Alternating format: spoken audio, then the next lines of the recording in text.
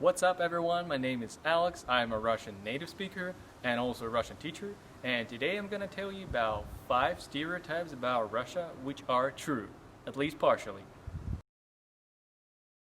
Первый стереотип о России, который является частично правильным, это то, что русские люди всегда ходят с серьезными лицами и почти никогда не улыбаются. Ну что ж, глядя на меня, вы можете подумать, что это полная ложь. Но на самом деле русским действительно кажется странным улыбаться, например, соседям в метро или продавцам в магазине. Для нас это очень необычно. В этом мы очень сильно отличаемся от западных стран, например, от Америки.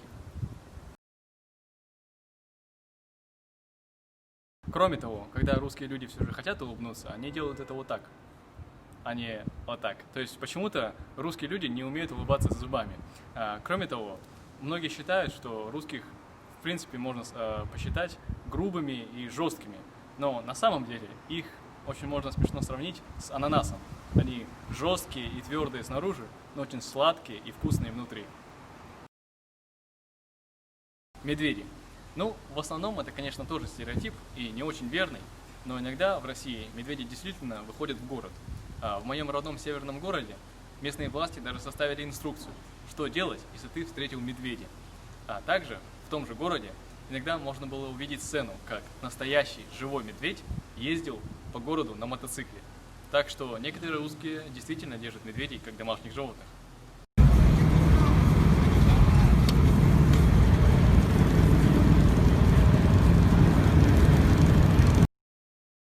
Третий стереотип о России, который на самом деле правда, по крайней мере частично, это то, что в России всегда холодно и идет снег.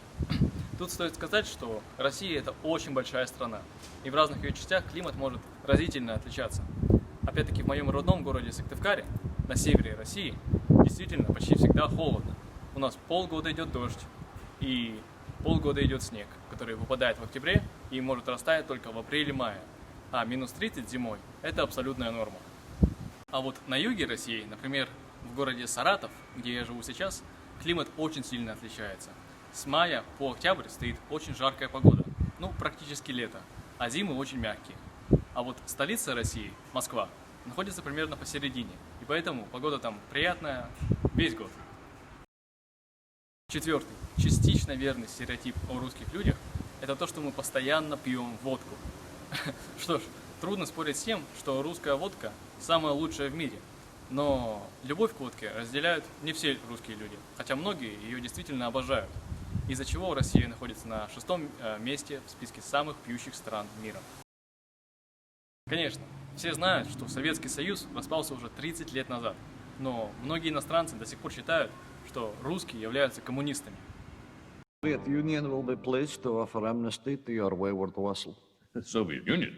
I thought you guys broke up. Yes, that's what we wanted you to think.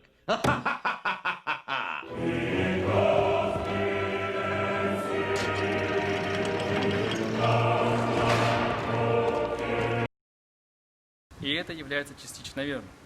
С момента распада Советского Союза Коммунистическая партия России занимает стабильно 2-е место на выборах.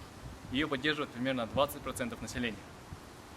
Также, согласно социологическим исследованиям, примерно 50% населения России одобряет политику Сталина и его правление.